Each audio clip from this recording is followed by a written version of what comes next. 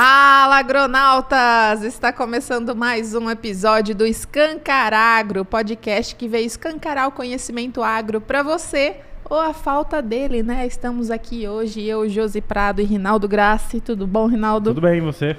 E aí, as expectativas? Altas. E estamos aqui com ele, um convidado de peso, que é técnico agrícola, graduado em agronomia, com especialização em ciência do solo e mestre em agronomia. Doutorando em ciência do solo com experiência em produção vegetal, fitotecnia, fitossanidade, solos, vivência profissional na área de produção agrícola em grandes fazendas e na área comercial possui experiência com desenvolvimento de mercado e formação de equipes. E vamos falar especificamente aqui nesse episódio sobre agricultura regenerativa, carbono, a importância da biologia no sistema. Estamos falando de Marcelo Morita. Tudo bem, Morita? Tudo jóia, Josi. Obrigado, Josi. Obrigado, Rinaldo. Um prazer estar aqui. Tenho acompanhado alguns quadros e vi o quanto de gente legal tem passado aqui no Escancar Agro. É um prazer imenso estar aqui com vocês. A gente que agradece. Com certeza vai ser uma contribuição muito, muito legal, muito importante aqui para o nosso podcast. E você que é uma pessoa que tem uma das melhores didáticas que eu conheço, que foi parceiro em diversos projetos em conjunto com a Agro Insight, então só tenho a agradecer. Fico grato. Professor é uma coisa que você gosta, assim, de... Adoro, de paixão.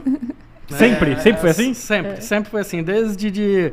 É engraçado assim, porque no início, ainda lá no curso técnico, quando a gente tinha que fazer alguma apresentação em sala, eu tremia na base, mas eu gostava, sabe? Entendi. Gostava, mas tinha uma dificuldade de apresentar muito grande que chegava a tremer na frente.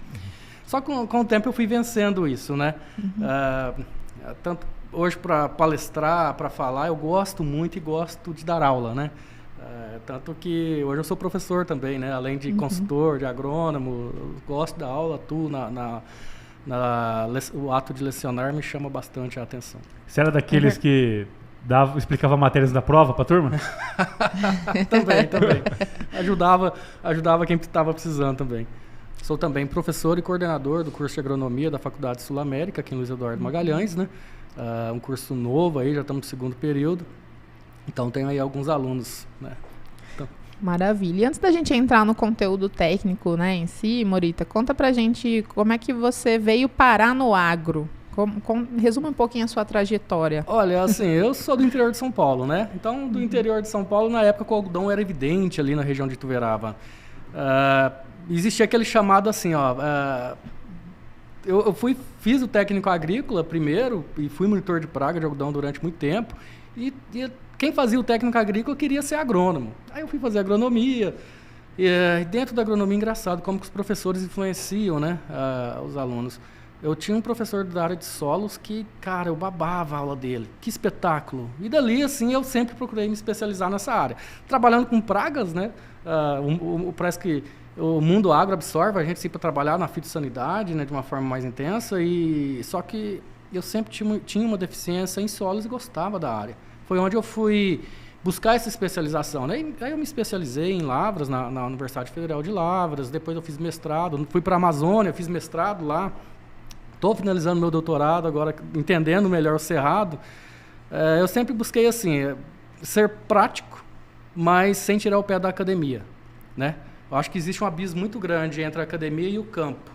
Então, assim, o gargalo que a gente vê em campo para resolver, né, o que a academia pode trazer, pode melhorar. Eu lembro quando eu cheguei na Amazônia, lá tinha os açaí perdendo frutos do cacho.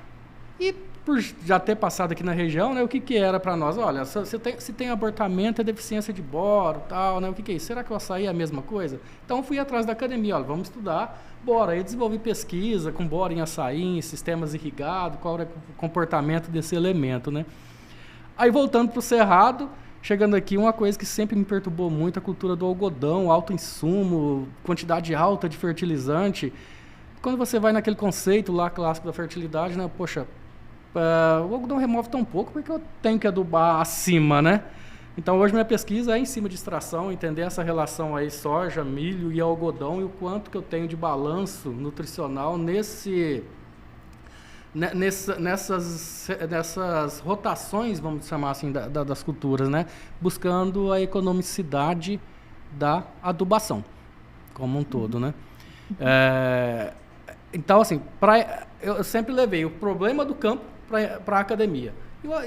E tinha que ser vice-versa, né? Eu acho que a pesquisa ela é alimentada para responder os problemas mesmo que existem, né? A gente não pode fazer uma tese, uma dissertação para ficar guardado em gaveta, que morre lá, né? E muito da... A gente tem até um tópico que a gente fala de pesquisa aqui, etc. Muito de algumas pesquisas, assim, elas são meramente teóricas ali, né? Para viabilizar bolsa, alguma coisa assim. E você não vê muita... Falei outro dia lá, tipo... O cara quer controlar ovo de lagarta com chá de cidreira. A gente brinca muito assim, né? Às vezes existe alguns estudos para entender o efeito do pulo do grilo sobre a grama, sabe assim? Então, assim, tudo bem, existe uma importância que a gente chama de pesquisa teórica, né? Dali também desenvolve alguns conceitos, algumas fórmulas, só que eu acho que o mundo precisa ser mais aplicado. Eu gosto muito disso, da aplicação dos conhecimentos. Sabe o que eu acho também? Uma coisa que me veio na cabeça, né? Não sei se vocês concordam. Que às vezes isso é porque, assim, a pesquisa é tão concentrada em grandes professores, pesquisadores, que, na verdade, eles vão passando esse pulo do grilo, né? Para os seus mestrandos e eles vão pegando, sem muito questionar. Sim. Porque ele tá tão envolvido ali na pesquisa dele que chegou num nível, assim, que já não tá agregando mais tanto, mas ele continua, porque ele... Não sei, posso estar falando muito errado. Sim, não, isso acontece, é por isso que eu sempre defendi assim, quem gosta de estudar, quem parte aí para o stricto sensu, eu sempre sugeri, eu sempre incentivei assim, vá para o mercado de trabalho. Exato. Sinta o que é o mercado de trabalho e paralelamente a isso ou depois, busque os estudos, faça a sua pesquisa, que você vai correlacionar isso muito com o que você viu. A qualidade é outra, sabe? É outro nível.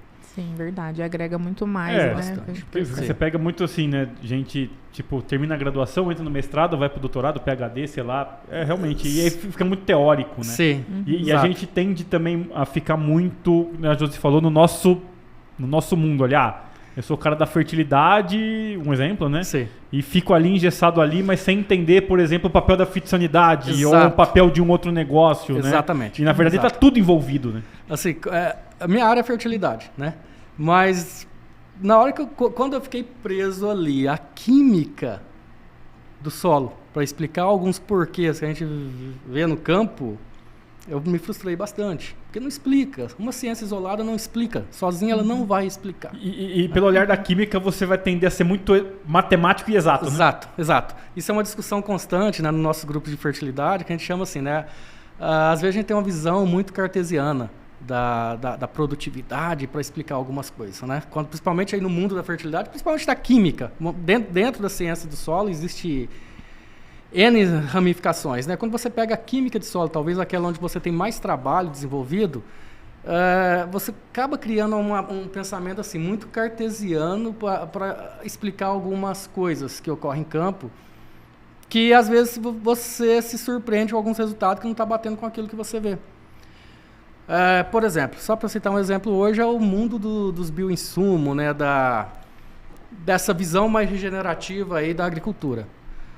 Enquanto a gente ficar de forma só matemática para explicar o que uma cultura remove e o que eu preciso colocar, nem sempre aquilo vai te dar estabilidade produtiva, nem sempre aquilo vai te responder alguns porquês de algumas manchas na área, né?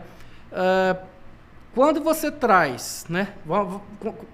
Quando você traz assim, para entender algumas questões, por exemplo, eu tenho áreas que eu visito onde eu tenho lá um valor de fósforo, por exemplo, muito crítico, ou seja, no crítico não está sobrando, está até, eu diria assim, abaixo do que é bom, e ali é adubado abaixo do que a cultura remove. Isso já tem algum tempo que o produtor faz isso.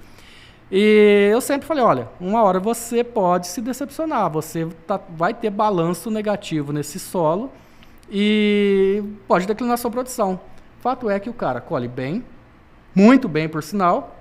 Eu olho o solo dele já ano após ano, está lá o nível crítico ainda de fósforo limitado, ou seja, na trave, nem muito sobrando e nem tão exaurido. E ele aduba matematicamente assim, abaixo do que está sendo removido. Eu falei, poxa vida, não está batendo muito com o que a gente está acostumado a fazer ali com os cálculos de reposição. Mas na hora que você abre um pouco mais o leque, começa a entender a complexidade do que está envolvido nisso, né? o cara faz rotação, o cara tem cobertura, o cara faz sucessão de cultura, o cara coloca palha no sistema. Então, assim, dentro do conceito da fertilidade, você tem lá o que eu tenho, nutricionalmente falando, eu tenho intensidade, ou seja, aquilo que está na solução. Eu tenho efeito quantitativo, aquilo que é lábio, que logo vai ser trocado, só que eu tenho um fator que eu me esqueço, que às vezes a gente não considera, que é a reserva nutricional daquele solo, que muitas vezes não aparece ali na análise de rotina que você faz. E principalmente a relação dos micro-organismos que estão ali, onde são as funções metabólicas, pode, muitas das vezes, tornar aquilo que é reserva, se tornar lábio. Então, assim, a gente ficou tão matemático para enxergar as coisas que eventualmente a gente pode fazer um manejo mais conservacionista, parar com essa visão de agricultura repositiva e pensar mais na agricultura regenerativa para você alcançar melhor estabilidade produtiva, economia na produção e produtos de maior qualidade. Recentemente, uma discussão com uma colega, uma bioquímica, ela falou o seguinte, ela fez uma viagem no Japão e ela verificou que em algumas regiões lá os produtores não estavam tão preocupados com métricas de análise foliares, de análise de solo, né? Eu achei diferente. E ela comentou assim, olha, o melhor parâmetro que eles têm para saber a saúde do solo é a qualidade da colheita. Eu falei, poxa, faz sentido, né? Nosso melhor extrator são as plantas. Então, a partir do momento assim, que você corrige um solo, né, trazendo para a nossa realidade solo tropical, exaurido, quando eu fiz toda a correção química necessária, estou fazendo um manejo de aporte de matéria orgânica, quem realmente tem que ser o seu ponto de parâmetro é o quanto você está colhendo, como que está o comportamento dessa planta no sistema. Aí sim começa a fazer mais sentido, né? Falar como os produtores falam bem, começar a aprender a conversar com as plantas. Aí começa a fazer sentido. Nossa, mas assim, ela avalia a colheita na questão da quantidade ou avalia nutrientes que estão saindo ali tipo, sei lá, pega o fruto e faz a... Não, avalia a qualidade do fruto. Qualidade do fruto. O quanto que esteticamente e em termos de sabor esse fruto agradou o seu consumidor. E sabe o que é legal? Algumas regiões algumas regiões valorizam isso. Um produto de qualidade porque veio de um solo de qualidade. Acho que a gente vai chegar nisso também um dia, né? Sim. A gente é igual a gente busca hoje assim, futuramente a soja vai ser comercializada por quantidade de proteína que ela pode fornecer, né? Quando eu estive na Amazônia, a palma de óleo, a quantidade de óleo que ela pode fornecer, e não apenas tonelada de massa, né? Então, assim, isso está muito ligado com a qualidade do sistema na qual é produzido, né? Até porque a proteína é o último cara da cadeia, né? Exato. É o que mais custa para a planta fazer, né? Sim. Então tem que estar tudo muito adequado para ela chegar lá na proteína. Exato. Então, assim, dentro desse mundo, assim, buscando entender, né, as diferentes produções, a gente vai vendo que as ciências se correlacionam, se interligam, né? Hoje eu digo assim, é impensável a gente pensar em fertilidade do solo só olhando atributos químicos, ou até mesmo aqueles atributos que a gente comenta, mas normalmente é ignorado, o físico, ou reduzir ao biológico só com relação aos brádios ali inoculados, no caso do soja, né? Então, assim, o negócio é mais amplo. É tão amplo, assim, que hoje, quando você pega uma análise de solo, você olhar ela isoladamente, sem entender os micro-organismos ali existentes, porque imagina ali um gráfico YX, né? O que eu tenho de reserva nutricional? Veja que eu estou falando de reserva nutricional, não estou falando de nutriente apenas lábio. Isso a amostra de rotina nos mostra, mas o que eu teria de reserva ali? O que eu tenho de micro-organismo cuja funções metabólicas pode solubilizar o que eu tenho de reserva? Essa é a nova visão da fertilidade, né? Não é possível você pensar a fertilidade só química, sozinha, sem interação, sem ecologia microbiana, sem interação micro-organismo, as plantas que estão ali e os nutrientes. Aí você traz para um outro aspecto, as fontes que eu estou trabalhando também. Então você interage bastante. Aí você começa assim, a entender por que algumas regiões, algumas áreas ou mesmo alguns produtores trabalham tanto assim no conta-gota, eu diria, de níveis nutricionais no solo, alcançando altas produtividades sem usar insumos de forma exacerbadas, né? Então é bem interessante. Eles começam a entender alguns processos. Sim, eu fiz a matéria de microbiologia, né, na especialização. Sim. E minha cabeça explodiu, assim, porque é realmente um mundo que a gente não tem ideia, né? Mais nó aí pra... Nossa, e tipo assim, os tipos de micro-organismo, né? Que fala que é o estrategista K e o R sim, lá. Exato. Que um modera o outro. Aí você fala, meu Deus. Tá... Então, mas é por isso que, assim, só de gente chegar ali, que eu acredito muito nesse trabalho, nos trabalhos de matemáticos. Sim. Né? A visão cartesiana, eu acredito que ela tem que continuar existindo. Tem. E aí eu acho que toda essa nossa linha de agricultura digital, que a gente falando de computador e falando de matemática de novo, você deixar o computador meio que trabalhar essa esfera para você poder subir esse nível. Então, beleza, ó, do ponto de vista matemático, vamos dizer assim, a hora que eu pego lá e eu tenho no meu banco de dados a análise, a produtividade, os fatores de extração para cá e para lá, né? Aquilo já me aponta como aquilo me dá o norte se tá daquele ponto de vista tá ok ou não, para eu poder, né, quebrar a cabeça com o micro-organismo. Isso, exato. Até porque, assim, você não consegue gerir aquilo que não é mensurado. Então, exato. Você precisa ter esses parâmetros também, porque te dá um norte. Mas assim, é tão complexo, porque, por exemplo, né, trazendo de novo para micro-organismo e solo, a gente sabe que diversidade está muito correlacionado com o ambiente que tem maior resiliência produtiva.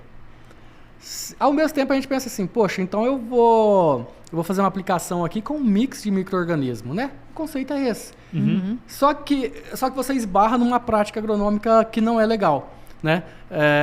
Você fazer muitos mix de micro-organismo, você corre o risco de que parte desses micro-organismos não se expresse no solo. Existe uma competitividade alta entre eles, né? Então, quando você não faz esse aporte apenas exógeno, apenas externo, e tem nesse ambiente condições onde você vai construindo para fazer um aporte de diversidade microbiológica, o sucesso é maior. Então, esse é o conceito regenerativo.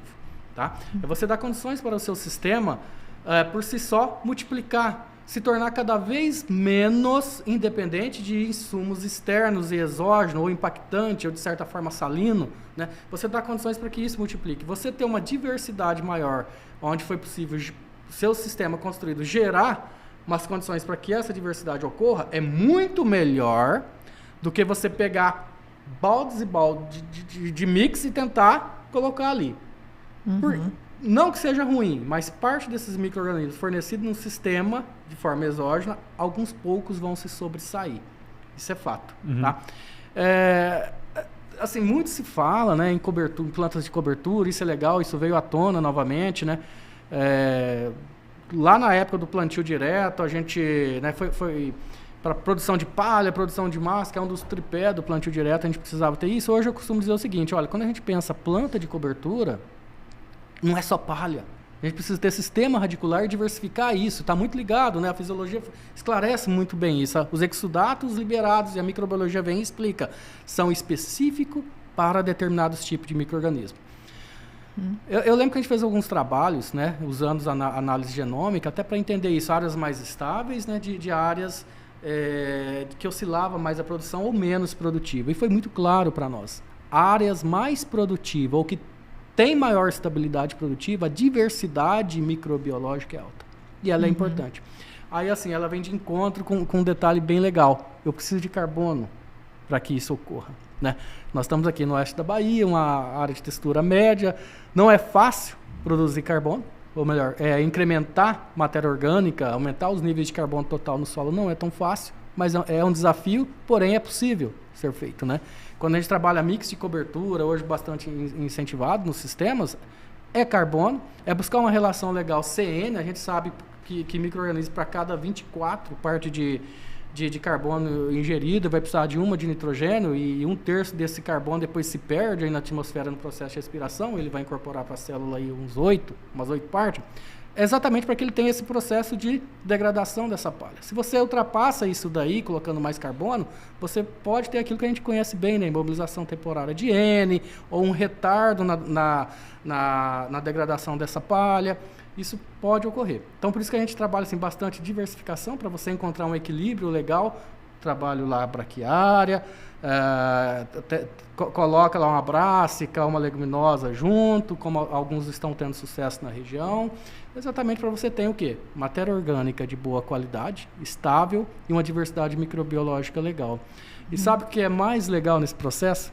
É algo assim que veio bastante à tona aí, com esses conceitos aí agora bastante evidente, né? Ficou corporativo, né?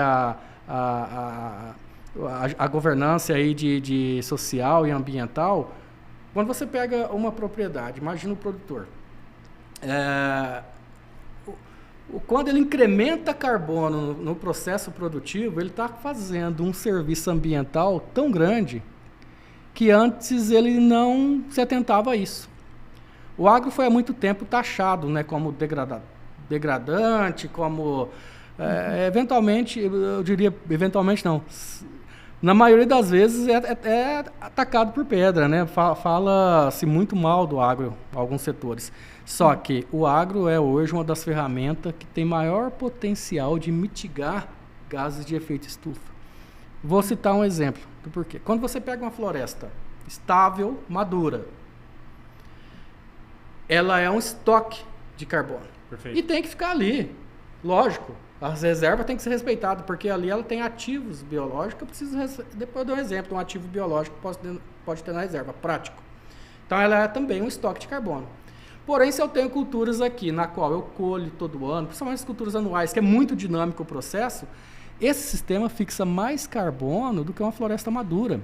E se eu faço esse manejo mais sustentável do solo, a possibilidade de estoque e de esse solo funcionar como um sumidouro de carbono é muito alta.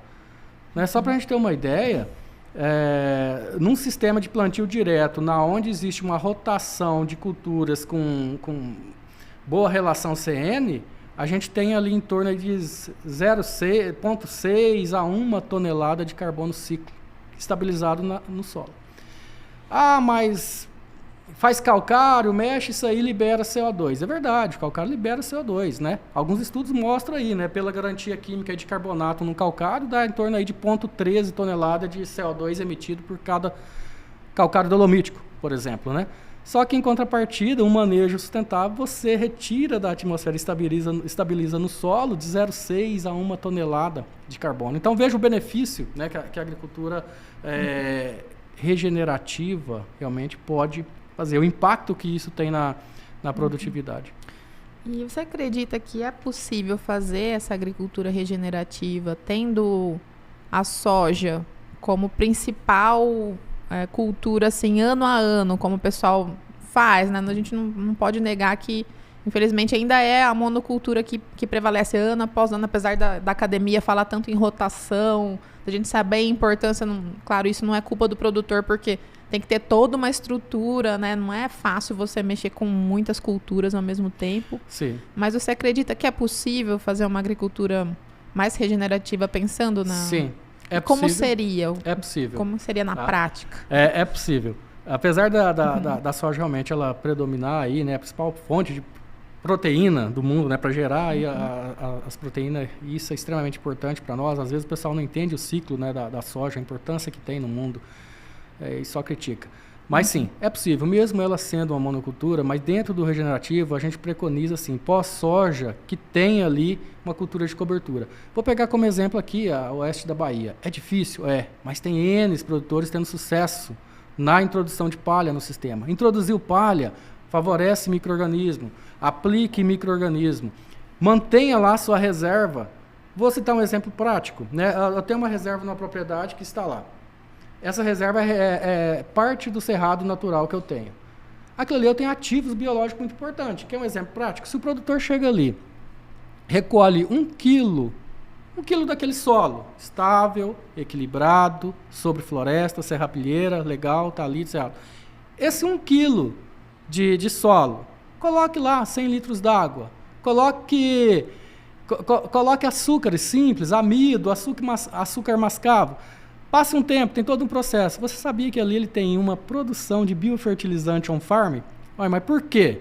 Ora, simples. Do lado da fazenda dele, ele tinha uma área estável, conservada, e aquele solo que ele levou para dentro dessa água tem zilhões de micro-organismos benéficos. Ah, vai ter coisa ruim que pode contaminar? Sim, tem. Mas a ecologia é essa. A ecologia eu tenho bom e ruim, e eu preciso dos ruins para que o bom sobreviva, né? Então, assim, isso é só para mostrar que dentro de uma propriedade, mesmo que a predominância seja a soja, é possível, sim, praticar uma agricultura onde você dê condições para micro-organismo regenerar, né? O plantio direto é o maior exemplo disso, né? E em regiões de difícil introdução de palha, como a nossa, existe sistemas sendo desenvolvido para introduzir antes de colher a soja, o milho, a braquiária, né? O ajuste de plantio para você pegar uma época onde você tenha condições de fazer uma cobertura. Então, assim, isso favorece bastante, né? É possível, sim, acredito tranquilamente. E o legal, assim, que o produtor entendeu isso. A ideia do regenerativo não é romantismo, né? Para ficar bonito, para mim ter o selo tal, não é só isso, tá? O regenerativo é sinônimo de estabilidade produtiva, é sinônimo de menor aporte de insumos externos, é sinônimo de ganhos de produtividade, tá? Então, assim, por que muitos produtores têm buscado formas alternativas de lidar com uma praga? Por que bioinsumo está tão em evidência, aumentando mais de 50% o ano no Brasil? O Brasil é um protagonista no uso de bioinsumo. Por que está tão assim? É porque o produtor está passando a enxergar que ele pode ter ganhos produtivos com essas formas de manejo, né? Não é romantismo mais. Exatamente. Deixa eu fazer uma pergunta. O carbono, vamos falar do carbono ali. Ele é realmente esse senhor, assim, que regula tudo isso mundialmente, né? Tipo, quanto mais carbono eu libero para a atmosfera, maior o aquecimento, e quanto mais eu tiro, isso vai caindo. Como é que é isso? Ele é o cara mesmo? Isso é bastante polêmico, né? Temos aí pesquisadores brasileiros aí dizendo que o aquecimento global é mito.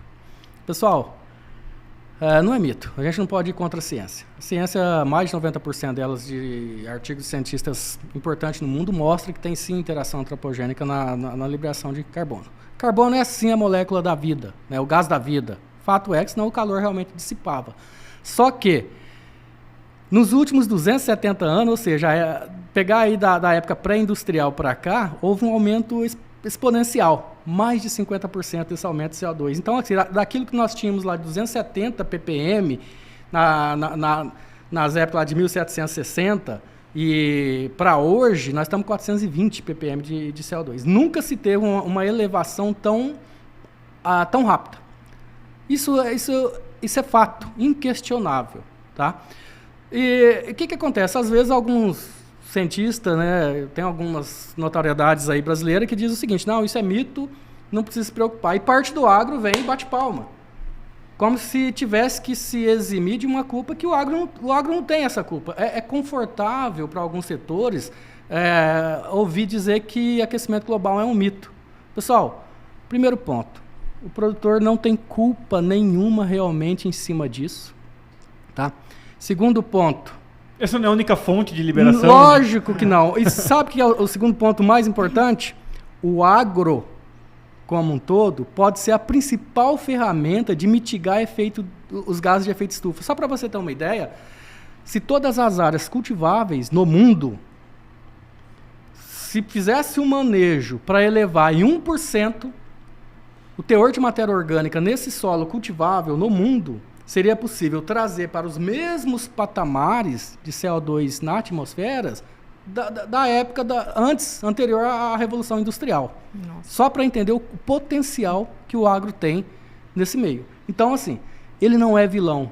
O agro é solução. E a hora que o produtor brasileiro começar a entender isso, que além de sermos uma grande potência agrícola, né, ultrapassando os grandes produtores. Até um tempo atrás a gente perdia para milho para tal país. Hoje não, a gente sabe que estamos equivalentes soja, nós somos campeões. Agora pensa o seguinte, somos campeões em produtividade e ainda contribuímos para mitigar gases de efeito estufa. Aquele cálculo básico, assim, bem grosseiro, quanto que o meu calcário a hora que eu aplico está liberando CO2, Só com o manejo de estabilidade e cobertura no solo sem intervenções drásticas, eu já tenho um saldo negativo de emissão.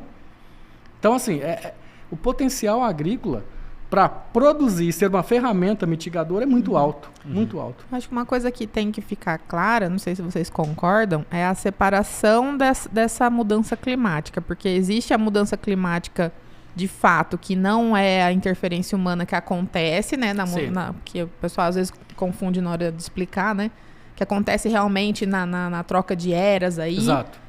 E que a gente realmente, de fato, está passando. E existe a parte que é influenciável, sim, pelas ações, né? E quais tipo ações, assim, né? E quais ações, que não, como você falou, que não é só o agro, e que potencializa essa mudança climática. Exato. Né? Por que em tese, nessa hora lá, beleza, vou criticar o agro, alguma coisa nesse sentido, ninguém se fala, beleza, e a queima de combustíveis fósseis? Teoricamente é um poço de petróleo que está lá estocado, está lá embaixo, está lá parado, igual uma floresta. Exatamente. E aí você está pegando aquilo e queimando, né? Exatamente. O que se deve assim, discutir é... Hoje, esses 420 ppm de CO2 atmosférico que nós temos, já tivemos eras que existiu. Isso é fato, a ciência mostra. O que se discute hoje, assim, que nos últimos 6 mil anos, esse processo foi muito acelerado. E nos últimos 270 anos, mais ainda. Que dobrou 50%. Então, assim, isso não é por acaso, né? Isso não é por acaso. E aí tem aqueles ainda que discutem que não, aumentar um pouco a temperatura vai fazer bem para as plantas, tal, cultura C3 vai ser beneficiada. Tem que ter cautela com isso. Se aumenta, tudo bem, mas o quanto que a desnaturação dessas proteínas vai suportar isso? Tanto é fato que, senão, a gente não estaria aí buscando produtos anti-estresse, né, para planta, para as culturas que hoje está tão evidente, modo golpes de calor, tal, tem que usar tal produto aí, prolina, para comportar aí os excessos de temperatura, né, a elevação da temperatura. Entendi. O fato é que existe sim uma condição onde você tem um ótimo e a ciência mostra que esse ótimo não é elevando tanto assim a temperatura, né? E mais uma vez o agro como um todo é ferramenta para mitigar tudo isso, né? Não é vilão. Eu participei aí faz uns meses atrás de um programa que se chama Jornadas pelo Clima, que é justamente grupos de estudos que estudam essa questão, né, para saber quais são as causas e tudo mais. E falando até, desmistificando algumas coisas, porque, por exemplo, às vezes as pessoas acham que o derretimento das calotas é o que vai fazer a elevação das águas. Não tem nada a ver, né? Que você pode até provar isso colocando um gelo na água. Conforme ele derrete, ele não está aumentando o volume. O que, na verdade, acontece é a mudança do pH no mar, né? Que faz o aumento do... Sim.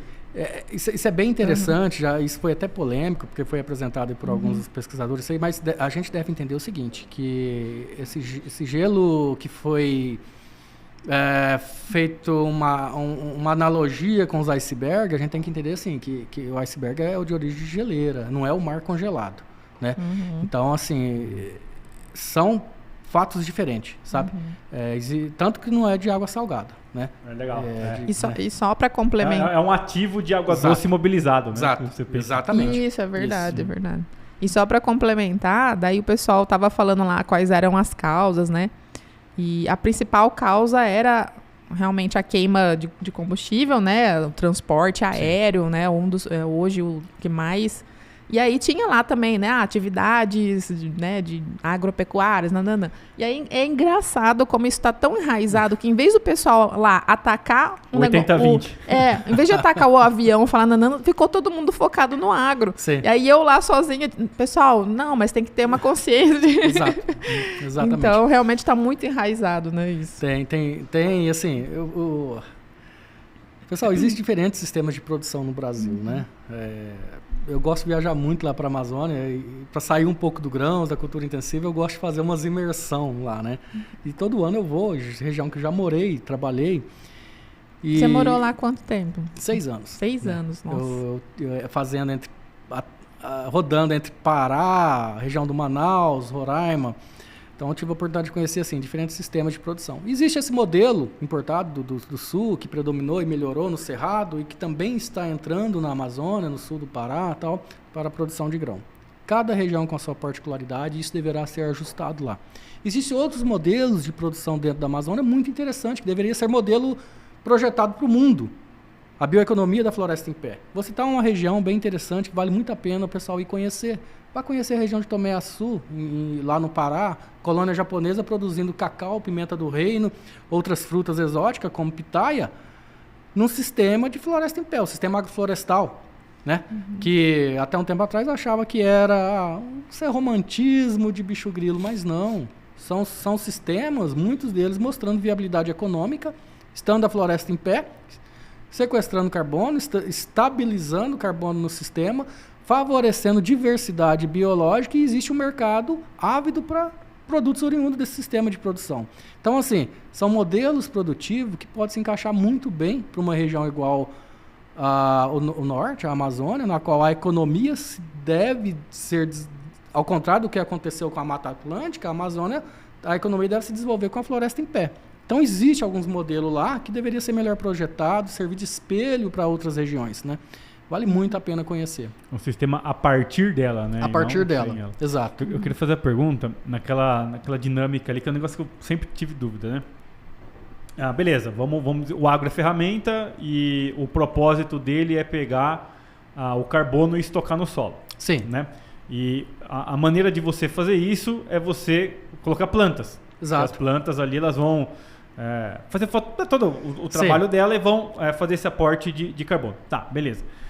Mas eu também preciso trabalhar práticas de correção. Exato. Quando eu chego e eu faço uma intervenção nesse solo, o quanto que eu agrido ele, se agride, né? Vamos partir do ponto, se agride, e se sim, quanto, e se isso é necessário, né? E como que mudam essas dinâmicas de trabalho, porque pelo seguinte, a gente falou do calcário ali, até onde a gente aprendeu ali, calcário tem que ser incorporado. Sim. Se eu partir de um ponto que, não se mexe mais em solo, né? Como que funciona então uma correção de acidez e como que se trabalha calcário? O que muda daquela fertilidade clássica lá, pelo menos que eu aprendi, né? Para esse novo modelo, assim? Legal. Bom, sabe o que é legal? As boas práticas agronômicas vão de encontro com as práticas ambientais. Uhum. Isso é fato, tá? Para sequestrar mais carbono, eu preciso produzir mais. Meu índice produtivo deve ser maior, tá?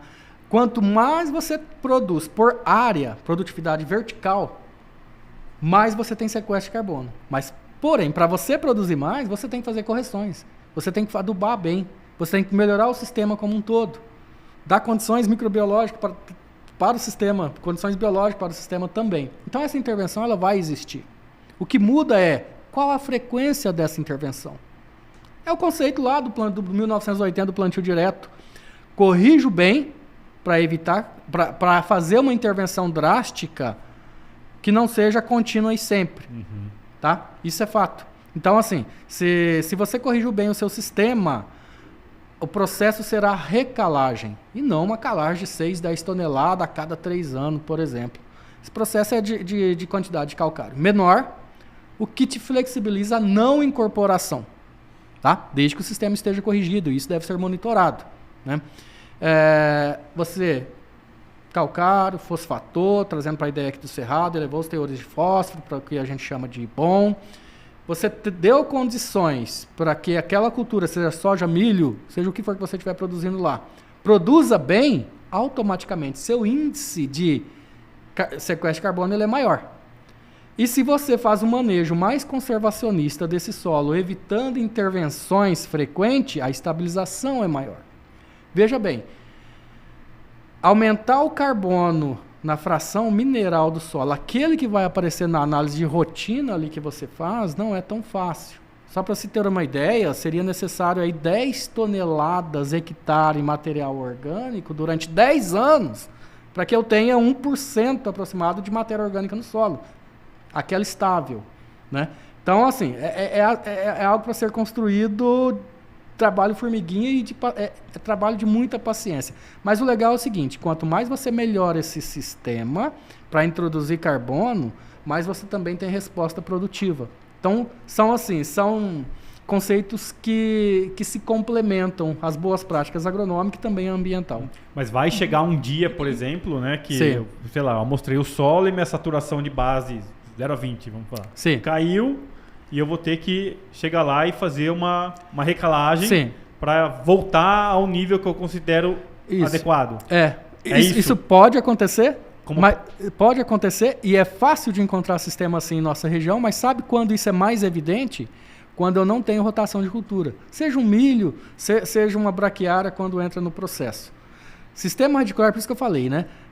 Sistema radicular é muito legal para isso aí, porque assim, é o que vai ajudar você a homogeneizar os estratos em profundidade de um solo daquela correção que você fez mais superficial.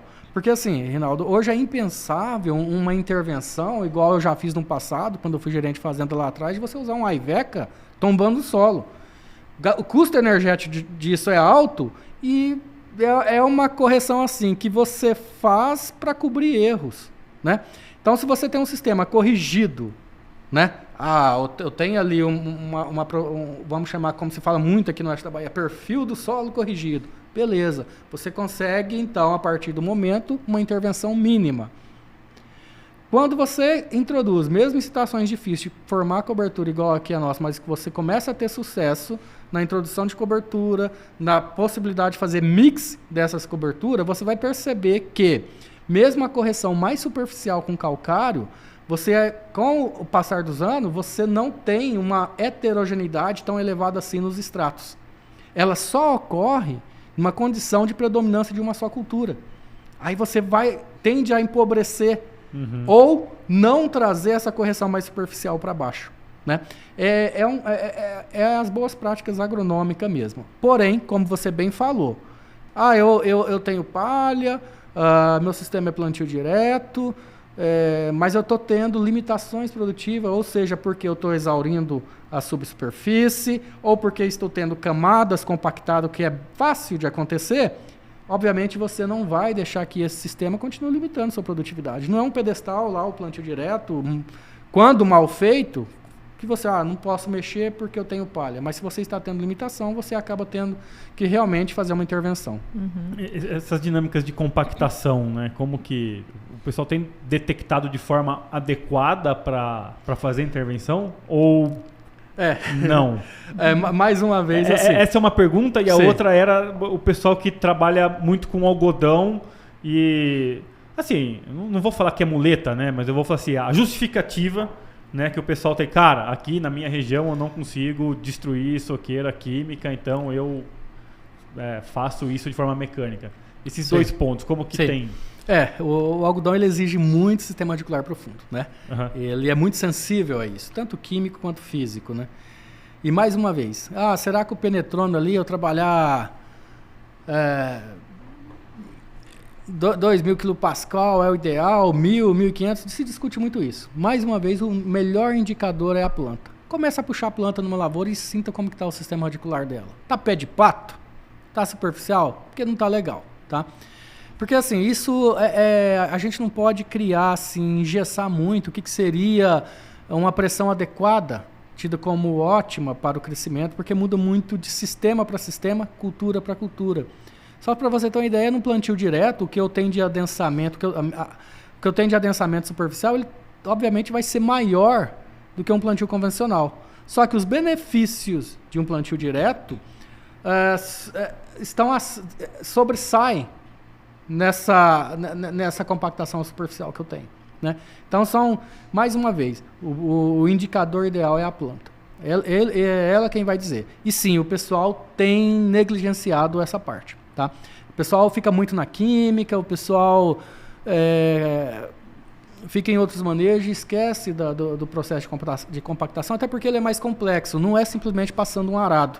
Desafio qualquer ouvinte nosso que estiver assistindo, passa um arado numa área compactada, vai lá medir 2 anos depois, com certeza vai ter selado e a compactação vai ter voltado nesse solo. Então ele exige muito mais que isso. É igual falar em nematóide, não existe uma solução engarrafada.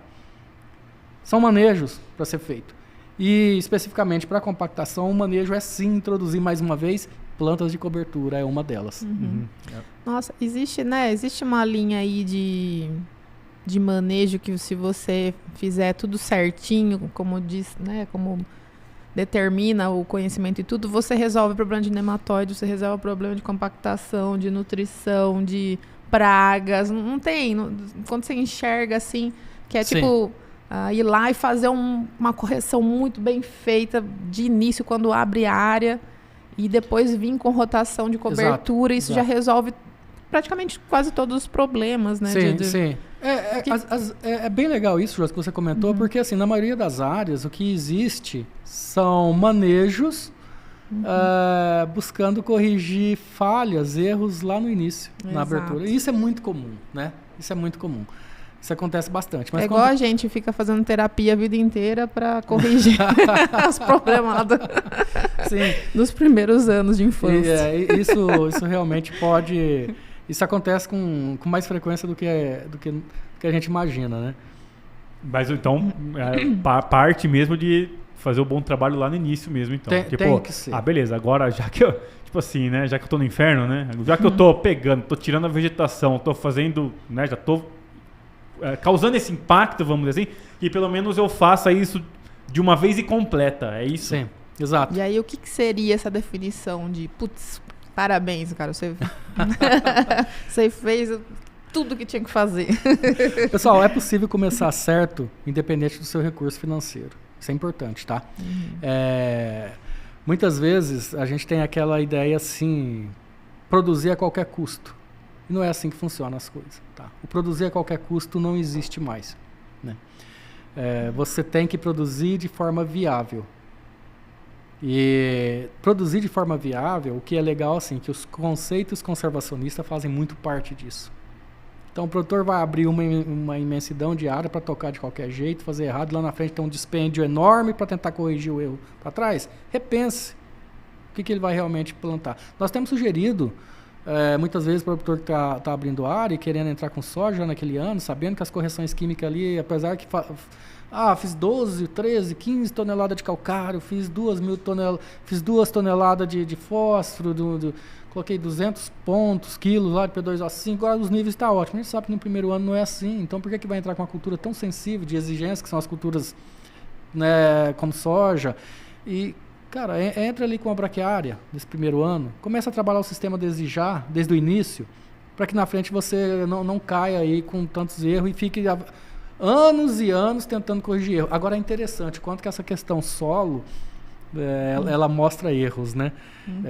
O que você faz de errado ali, aquele erro perdura muito tempo e cria um dispêndio muito grande para você ficar tentando corrigir isso. E muitas vezes a gente não se atenta de ver que o declínio produtivo está ali de uma correção mal feita, de um manejo mal feito, né?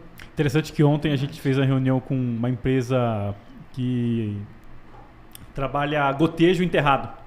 Sim. Né?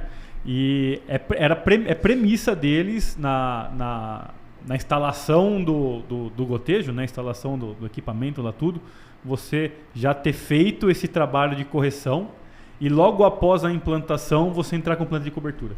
Diz que é protocolo deles e caráter de sucesso. E faz sentido, né? Total. Você coloca ali o sistema radicular para ele mesmo ser a via de capilaridade da água para formar o bulbo de irrigação. Né? Exatamente. E é bem legal você comentar isso, porque assim, desde o início também começa a pensar biológico.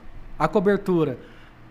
Você sabe lá que qualquer planta, né, de todo o fotossintato que ela tem, de todo o carbono que ela trabalha na absorção de carbono, cerca de 40% disso vai lá para as raízes. Você tem, assim, não é à toa que o solo é um dos maiores aportes de carbono que existe, né? E essas capilaridades, essas raízes que você tem desde o início, lá ao colocar uma braquiária, já no solo de primeiro ano, eu sempre falo o seguinte, é desde dali também que é o melhor veículo para biológico. Então, por que não desde já trabalhar nessas coberturas, seja a área nova, ou seja na rotação ou na cobertura pós-soja, que isso seja o veículo do seu biológico. Quando eu falo biológico, são os fungos, os bactérias aí trabalhados, os bacilos, as pastelomices, enfim, né, os biocontrole nematóide, já começar a trabalhar ali. Isso tem uma vantagem muito interessante frente ao químico, puramente químico, é que quando você começa a trabalhar biológico e tem o veículo, são as raízes, para que facilite a multiplicação disso na área, é porque você está trabalhando assim, vou usar um termo talvez, o povoamento desses micro-organismos, enquanto que em detrimento, quando você trabalha um químico unicamente químico, você vai ter o quê? Uma repelência ou um choque para matar ele pontual, acabou. Quando você começa a trabalhar ele no sistema, introduzindo nas coberturas, desde já, o bioinsumo que seja, você dá condição para que isso haja multiplicação disso daí. Trazendo para a parte aérea, né? É muito legal no campo quando a gente vê assim, estou trabalhando aí com a cigarrinha de milho, fazendo aplicação, usando tal ativo, que é um desafio hoje para controlar a cigarrinha do milho. Preste atenção quando você, além do químico, você trabalha ali uma Balvéria, uma Isária, um metarrísio. Observe que uma única aplicação, quando você faz, você vai ter ali o controle relativo àquela aplicação que você fez. A hora que você volta lá, daqui 2, 3, 20 dias, ainda você vai encontrar indivíduos sendo colonizados por aquele fungo que você aplicou anteriormente. Por que isso ocorre? Porque ele multiplica no meio quando o sistema permite. Uhum. Então, veja assim, o conceito do bioinsumo, do biológico é outro, vai além do químico. Então, aproveite, fazendo apenas essa analogia, mas trazendo aqui para as coberturas que começam desde o início.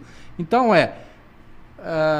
pensando na braquiária, a agregação daquilo que necessariamente eu precisei desestruturar para fazer a correção. Essas doses altas de calcário precisa ser incorporado, precisa ser misturado. A cobertura está ali para agregar partículas e também para ajudar com que os micro-organismos possam ir retornando no sistema. Gente, não existe pensar microbiologia de solo, aporte biológico em solo, de bacilos tal, fungo tal, se eu não tiver carbono, se eu não tiver atividade de coberturas ali. Uhum. Não é sustentável. Você comentou em determinado momento de justamente esses dois movimentos, né? Dessa povoamento, vou usar esse mesmo termo, né? Vamos dizer assim, endógeno ali, né? Que é você fornecendo material para aquela comunidade que está ali, ela mesmo ir se ajustando, né? Ela vai lá e aí entra também toda a questão de diversidade para você colocar diferentes tipos ali e assim vai. Mas tem a exógena, que é essa que está comentando. Beleza, eu vou colocar de fora para dentro, né? Sim. E para tomar cuidado com essa questão de mix. Exato. Então, assim, beleza, a partir do ponto que eu não vou fazer mix, quem que eu priorizo? Qual que é o micro-organismo, vamos dizer assim, que eu priorizaria para trabalhar de forma exógena, assim? Assim, o pessoal tem trabalhado isolados, né? Alguns isolados, existe o mix 1, 2, 3 micro-organismos ou pouco mais, até para efeito de registro existe uma limitação.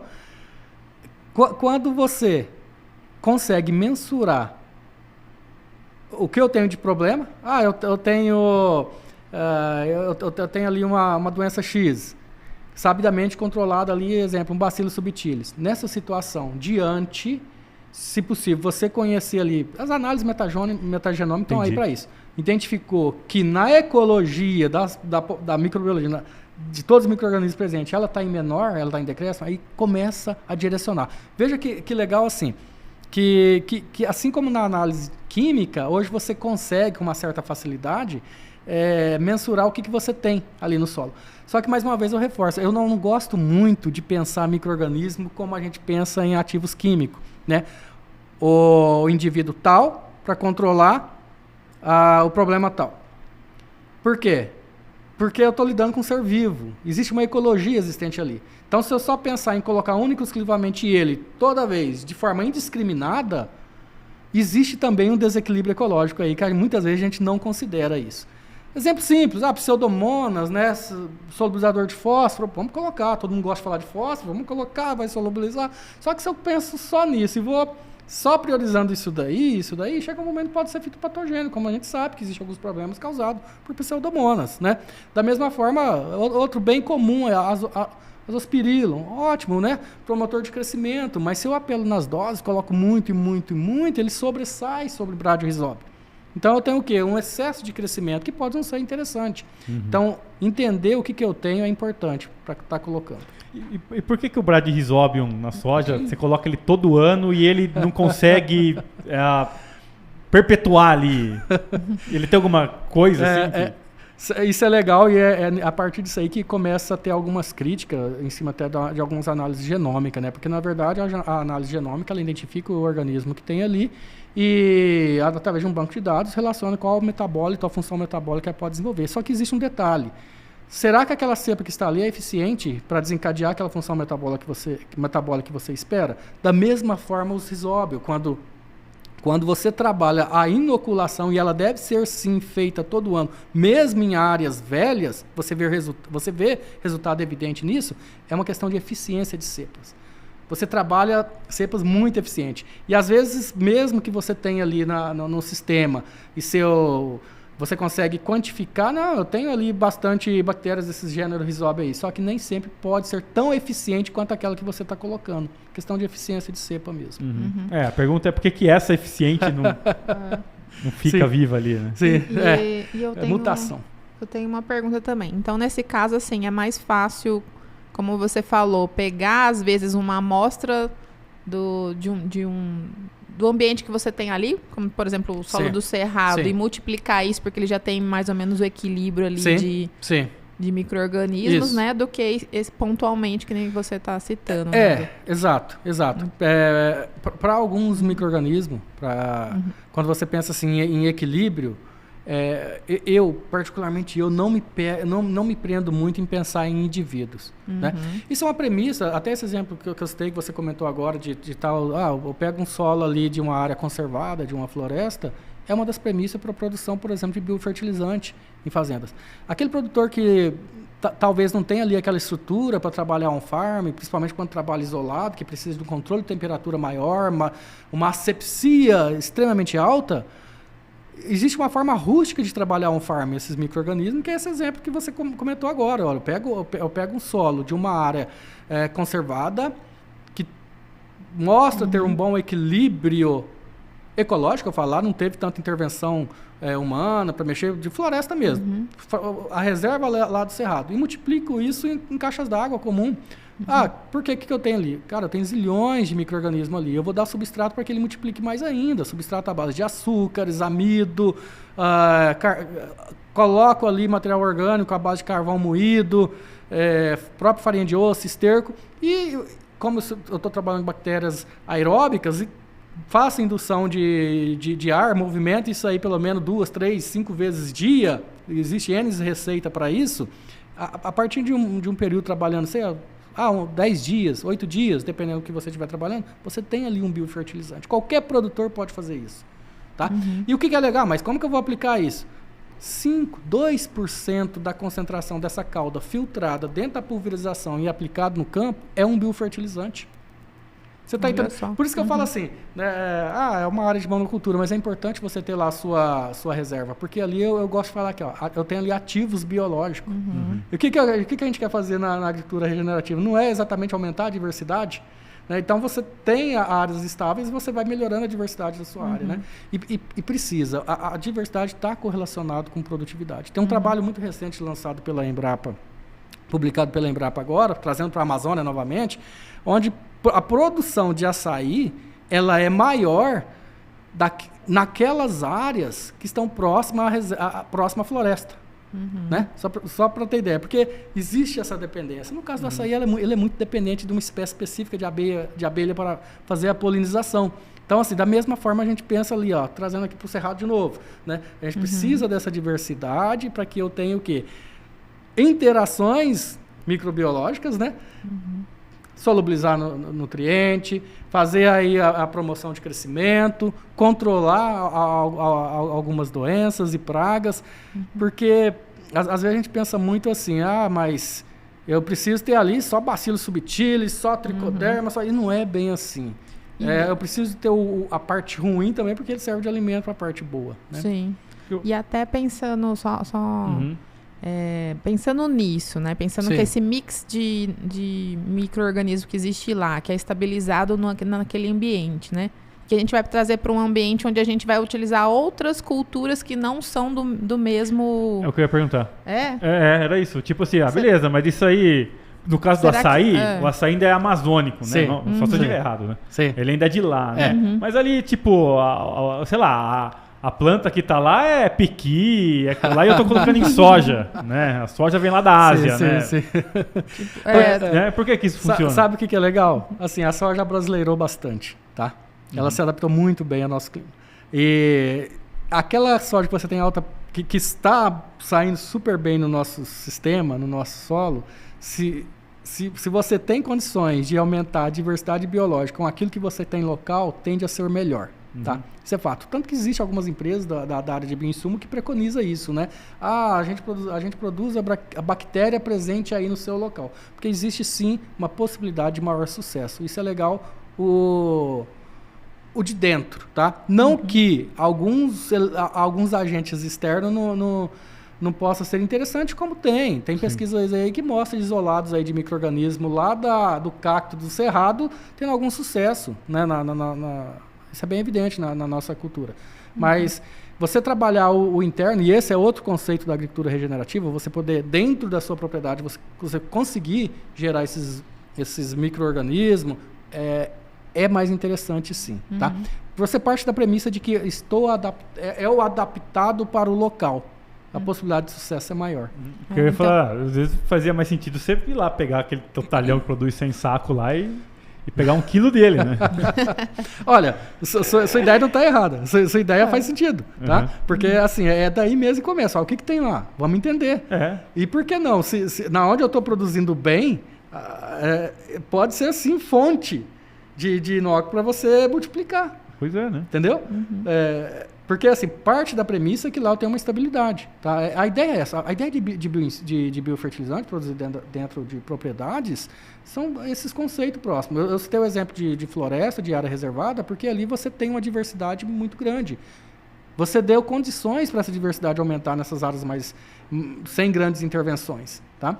E subentende-se que as áreas de maior estabilidade produtiva, de maior produção ou maior estabilidade produtiva, a sua biologia de solo, a sua microbiologia, esteja próximo a essa diversidade que você tem numa condição preservada. Então não está errado esse pensamento. Às vezes põe meio quilo de cada um. E assim, faz sentido, porque esse ecossistema estabilizado ali de micro-organismos tem muito mais a ver também com o clima, né? Com o tipo de solo, do que o que ele vai fornecer para a cultura. Mais ou menos, as plantas consomem mais ou menos as mesmas substâncias, digamos assim, né? Exato. Então faz sentido mesmo. Exatamente. E em relação a tipos de cultura de cobertura, o que você tem recomendado, visto de resultado, além da braquiária? Que legal. A gente aprendeu muito vou chamar assim, domesticar a braquiária, né?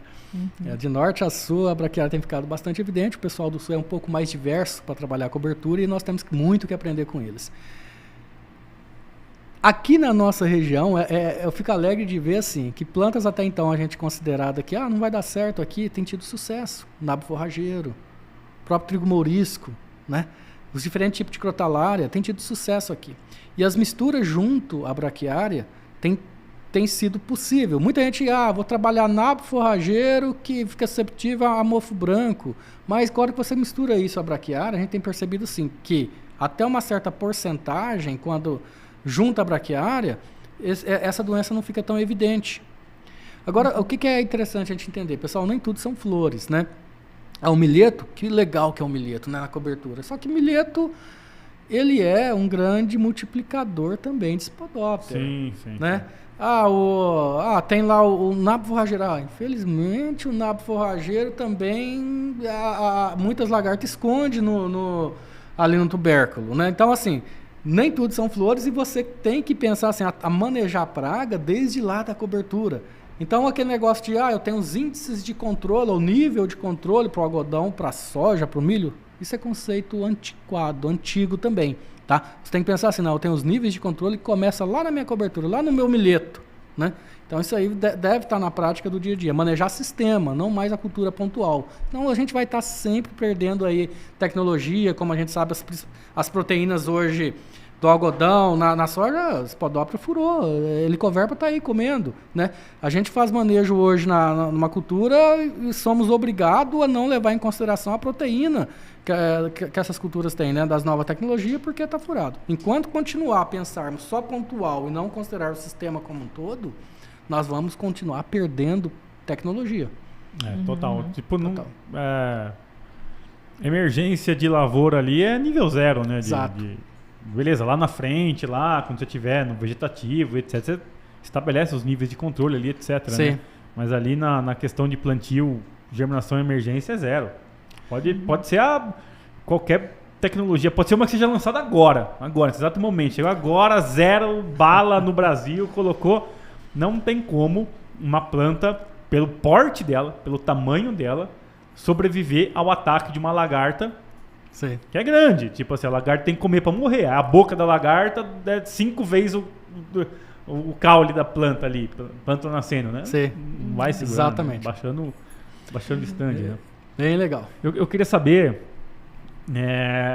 desse negócio que falam de crédito de carbono, Sim. né? Tanto do conceito em si, etc. Mas como que o mercado está se adaptando a isso? Como que isso está funcionando, né? Sim.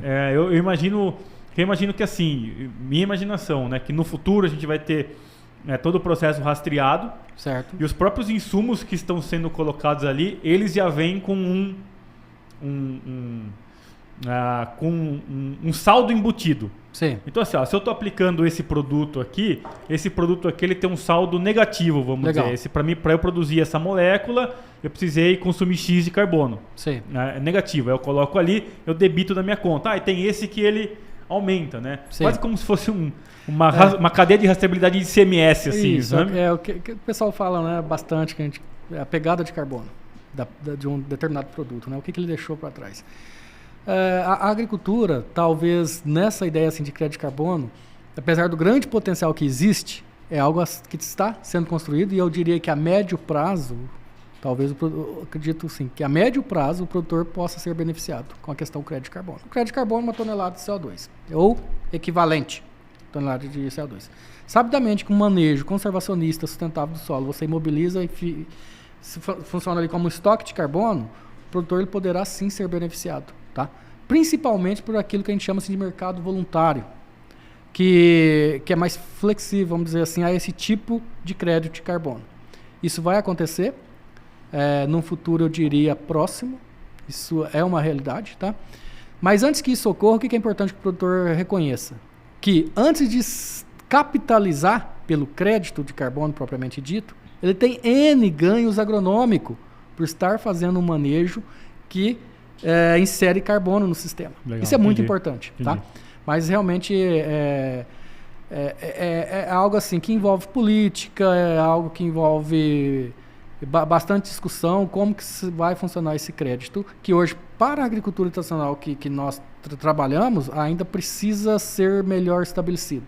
E será? Hoje você já tem lá os projetos de RED, que em cima de emissões evitadas, que é possível já gerar o crédito. Porque, na verdade, eu não conheço muito desse assunto, né? Mas o que a gente vê é tipo assim, beleza, para o cara estar certificado ou ter alguma coisa nesse sentido, ele trabalha em cima de algumas práticas, reduzindo, por exemplo, você está tirando com uma menos de fungicida. Vamos dizer que o padrão é 5, você está fazendo com 4.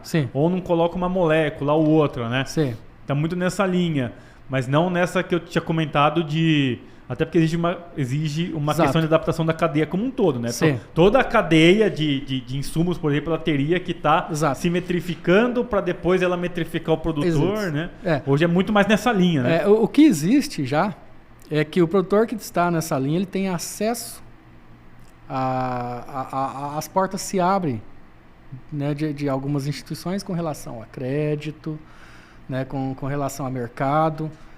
Isso já existe, né? Existe um incentivo de alguns bancos para essas produções mais sustentáveis, né? Isso é fato. Mas nessa linha, né? Comprovando, eu faço plantio direto, eu faço isso, eu faço aquilo, né? Exato, exatamente. Entendi.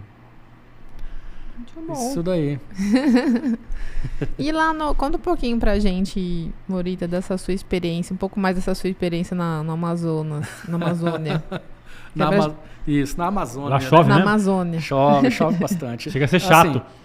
Assim, eu costumo dizer o seguinte, que tem muitas Amazônia dentro da Amazônia, né? Se você for pegar a Amazônia legal, começa aqui no Norte Tocantins, parte ali do Maranhão, Norte Tocantins e vai todo o Norte, né?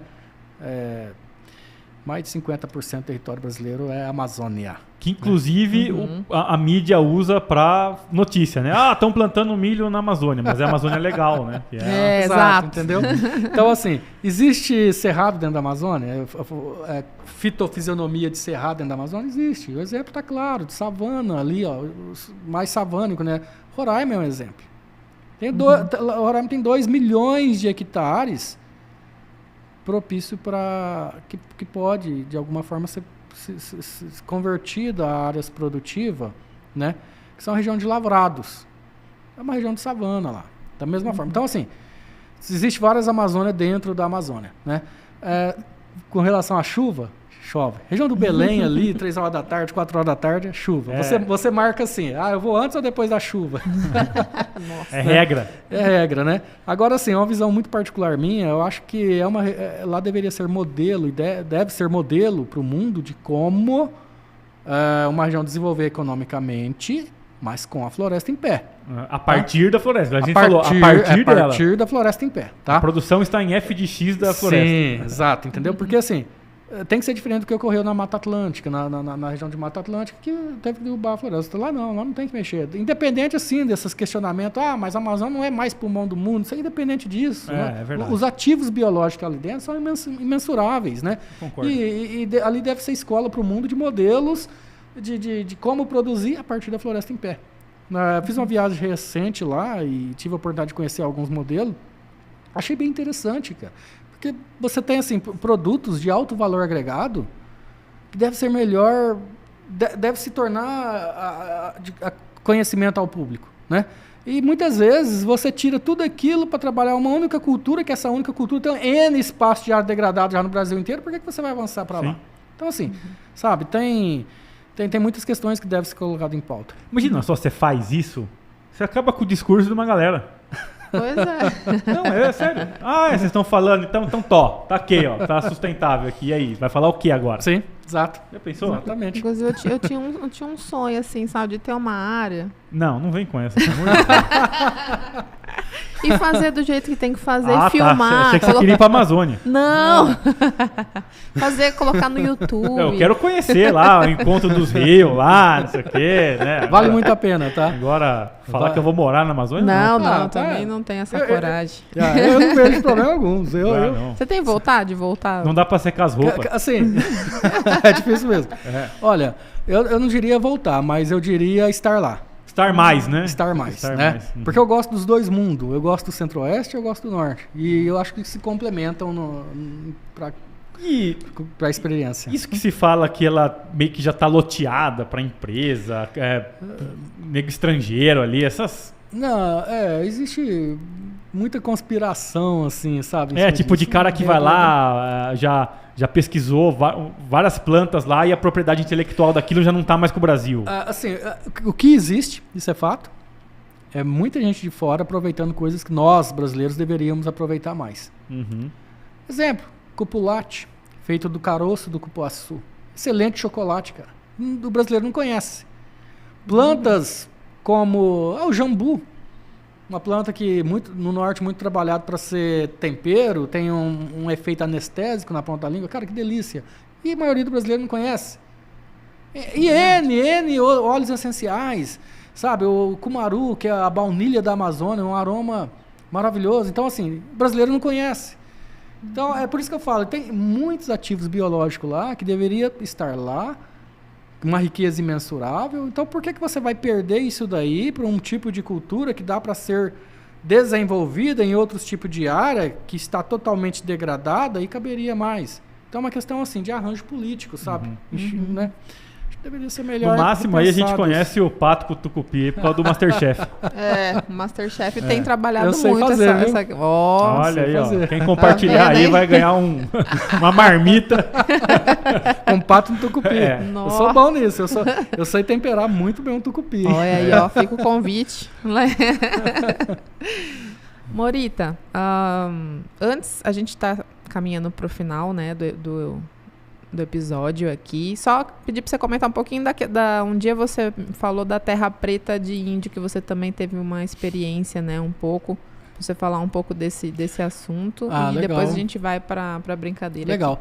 A Terra Preta de Índio, né, que na classificação aí da pedologia hoje até se aceita solos antropomórficos, né, que teve interferência humana. Ela começou assim, lá atrás, com comunidades indígenas, assentamentos indígenas, que ao comer, ao fazer suas fogueiras, tal, o ato de viver ali foi depositando bastante material orgânico nesse tipo de solo. Tanto que uma das caracterizações para um solo antropomórfico é ter resquícios de animais. O carvão existe, mas também de cerâmica. Tanto que cerâmica é predominante é essencial para que seja classificado como um solo antropomórfico, né?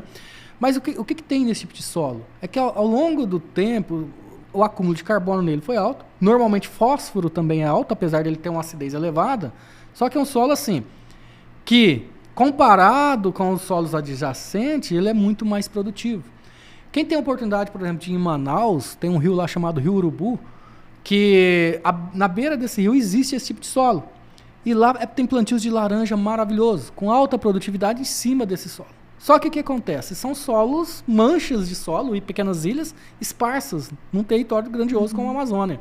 Então, assim, na prática, ele não atende aquilo que você quer para fazer produzir muito. Foi só uma descoberta. Só que ele serve de parâmetro para alguns estudos, para você, de forma artificial, ou acelerar esse processo, construir esse tipo de solo.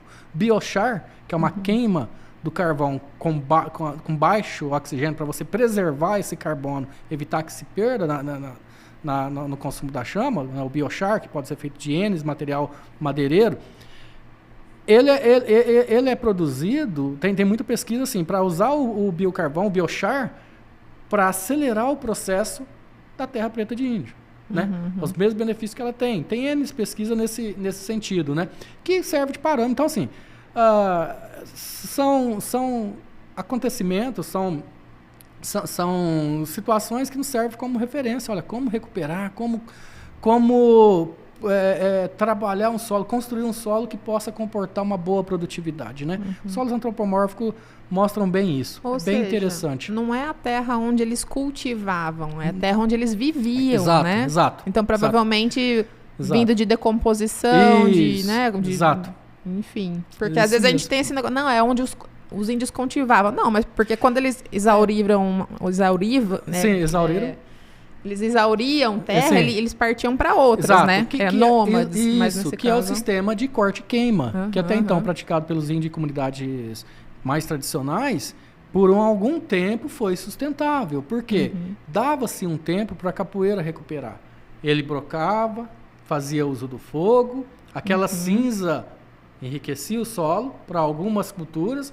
Quando começava a declinar, ele migrava para uma outra área, fazia o mesmo processo, só que o tempo de retorno para essa área onde foi inicialmente queimada era mais de ano, 10 décadas. Dava tempo para recuperar. Naquelas condições eram sustentáveis. Hoje não, porque o fluxo migratório é muito alto para a região. Sim. Então não é uma prática não recomendada hoje, né? Não é sustentável mais. Sim. Muito legal, né? Morita, tem algum assunto que a gente não abordou aqui que você gostaria de... Acho que não, né? Acho que a gente falou de... Eu acho que nós podemos deixar para uma próxima aí. Maravilha, só para não perder a oportunidade, né? Com certeza vamos ter que chamar aqui mais vezes, porque é muito conteúdo. E vamos partir então para a sequência espinhosa, né? Ai, ai. Que é... O Morita já conhece, a gente fala... diversos temas que a gente elencou aqui que são mais polêmicos dentro do agro, a gente fala e você pode rebater com uma palavra, com uma frase, o que você sentir à vontade. Pode pular, enfim. Tudo bem.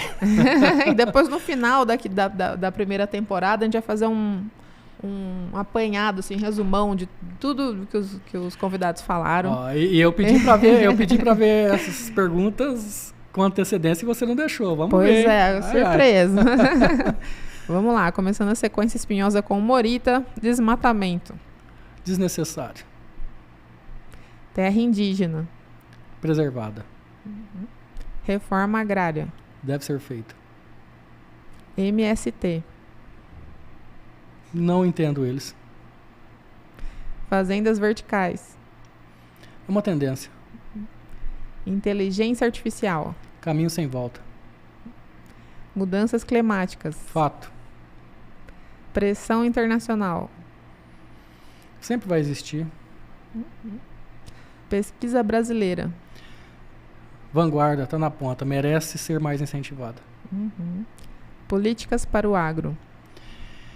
Deve ser melhor direcionado. E, por fim, agro do Brasil em relação ao mundo. Potência absoluta. Tanto ambiental, agroalimentar, segurança, economia. Perfeito, muito bem. Rápido e preciso. Como que é? Um golpe e uma morte. Isso aí, né? É osso. É osso. Morita, muito obrigada pela sua participação. Deixo aberto para você, pelas palavras finais, para deixar as redes, né? Para quem quiser te seguir, enfim. Não sei se você trabalha, quer se tornar um influencer, mas se não, deixa as redes aí que você gostaria que o pessoal conhecesse. Não, obrigado. Eu que agradeço o Josi e Rinaldo pelo convite. Foi muito bom estar aqui, até porque esse espaço aqui é compartilhado com pessoas que eu admiro bastante, né? Minhas últimas palavras eu direciono aí para os meus alunos. Pessoal, estude, principalmente para a turma do agro aí. Hoje não existe produção a qualquer custo. Começa a entender os processos de como fazer produzir mais, porém, produzir mais e sempre sem declinar, tá bom? E eu não sou assim influencer, mas meu Instagram tá lá, Marcelo Morita. Todo mundo é sempre muito bem-vindo. Perfeito. Você, Rinaldo? Não, é isso aí. Só agradecer, né? Então é isso aí, pessoal. Esse foi o episódio com o Marcelo Morita. Agradeço a sua audiência. E você já sabe, deixa aí o seu comentário do que você achou do episódio. Se faltou a gente falar alguma coisa, se você ficou em dúvida, se você quer dar a sugestão, enfim. Deixa aí ou envie para contato@agroinsight.com.br. Siga a gente nas redes sociais, @escancaragro, nas principais redes sociais e plataformas de podcast. Por favor, siga este canal, ajude a gente a bater a meta de 1.000 inscritos ainda em 2023. Dê um like, que é muito importante, e a gente se encontra no próximo episódio. Tchau.